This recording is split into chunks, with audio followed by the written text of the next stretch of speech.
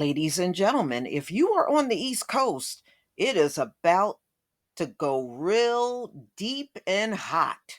So as you can see what the map look like, this is the entire East Coast from Maine to Florida. So tomorrow for us is going to be 97 and 93 on Sunday. So depending on where you are, it will determine how hot it will be. Now, ladies and gentlemen, for us on the East Coast, this is kind of early in the season for the Northeast to be this hot. But just to let you know, anybody that lives in the Northeast part of the country, you're going to be well above normal all summer long. So you better prepare yourself for a hot journey. Starting in June through August, they are talking about record breaking hot temperatures. So, record heat surging towards the East Coast with temperatures near 100 degrees. A major heat wave that blasted Texas with historically high May temperatures is swelling towards the Ohio Valley and East Coast, where highs are set to catapult above peak summer levels through Sunday. And they're right. This is early for us, and I think this is a clear indicator it's going to be very hot. The abnormally hot weather arriving more than a month before the summer solstice is a signal that cause human climate change. I knew they were going to bring that up. They put that in every article, y'all, which is increasing and intensifying frequently. During the heat waves, the extended summer like conditions deeper into both spring and fall. By Saturday, temperatures are predicted to surge into the 90s for millions along the East Coast, especially if you're along the I 95 corridor. Scorching temperatures are about 20 degrees above normal, combined with moderately high humidity. Yes, in fact, right now we got some rain and you can really feel the humidity already. So it's going to be heat on top of high humidity, which is miserable because it makes the air feel real heavy. Okay.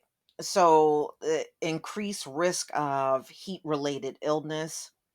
When the heat peaks on Saturday, scores of daily record highs are predicted. A few locations in the Northeast could register their highest temperature ever observed during May, and their hottest weather recorded so early in the calendar year. Yes. Some locations in the interior Northeast could see temperatures higher than they typically see through the entire summer. Heat advisories are in effect. So they're talking about the Northeast, including Philadelphia, Newark, New York, Metro, Hartford, Connecticut, Providence, Rhode Island, Boston, where the heat indexes reflect hot. It could be a factor in the air temperature, and humidity could range from 100 degrees to 105 degrees. It is the first heat advisory issued during the month of May by the National Weather Service in New York, dating back to at least 2006. The same is true for the Boston office. The hot weather is coinciding with a busy weekend for outdoor activities, including many college commencements, the 147th running of the Preakness Stakes in Baltimore, where the record highs and the mid to upper 90s are expected. The first instance of excessive heat is often the most dangerous, as people are not yet, so we're not always prepared for these temperatures, but you know what? As long as you got AC, you should be okay. Unfortunately, if all you got is a fan is really not effective once you get past certain temperatures, and it won't be effective in 90-degree weather, 97, I mean, 97 with a fan. Ooh, yeah, I guess what you'll get is hot air. Okay, outdoor workers, older adults, young children, and people without access to air conditioning are most vulnerable to heat related illness. The abrupt beginning of hot temperatures early in the season after a relatively cool spring brings an increased risk of heat illness unless proper precautions are taken, the National Weather Service serving Washington and Baltimore wrote. So they're saying, if you can reschedule activities, outdoor activities, try to reschedule. Plan to wear lightweight clothes, loose fitting clothes, seek shade from the sun, schedule frequent rests. But you know what? One thing they need to mention in here, keep yourself hydrated. You know, get some water, some good old ice water, and sip on that all throughout the day. And let me just say this, because I know financially we're all in different states. We're not all the same financially.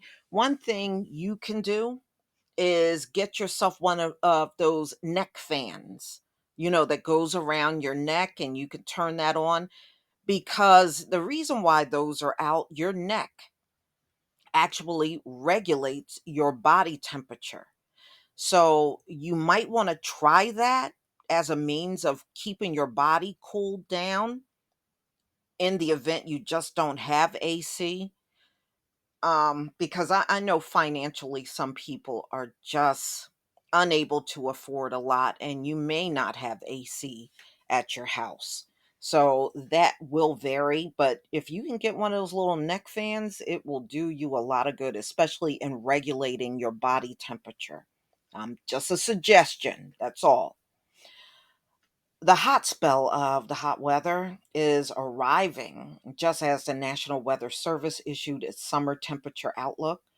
So it is saying that they're looking at normal temperatures in the lower 48, and Alaska, the Northeast, though, will face some of the highest odd of abnormally hot weather. So, last year it was the Northwest. This year it seems to be the Northeast. So if you can prepare yourself for this, or you got elderly relatives or children, you might want to prepare for this hot weather that they're saying is definitely coming.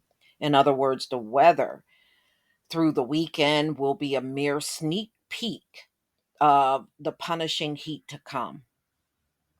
A staggering 125 million Americans are slated to experience heat topping over 90 degrees Saturday through Sunday. Already, the heat has gathered across the southern United States. So, ladies and gentlemen, they're saying in central parts of Texas, it made it up to 105 degrees on Thursday, and to upper 90s. Wow. Okay. So the heat will reach a climate on Saturday before being shunted to the immediate north. I'm sorry, Interstate 95, quarter ahead of a cold front on Sunday. So the temperature by Monday should drop at least 15 to 20 degrees cooler. So, in other words, our normal temperatures for May. So be careful, y'all, and be safe, because the heat is no joke. A lot of people in the Northeast, most of us, at least the people around me, they have AC, but I do realize there are a lot of people that don't. I remember when I was growing up in the city of Philadelphia, in the beginning, we didn't have heat. And I remember it would get so intensely hot in the summer. people would sleep on their front porch. And I'm sure many probably still do. It would just be too hot, especially if you were in those brick row homes, which I was in, my family was in. Those houses are like ovens because you only got windows in the front and in the back of the house. Because you're in a row home, there's no windows on the side. So it is literally like being in a brick oven. And then my father did eventually get air conditioning.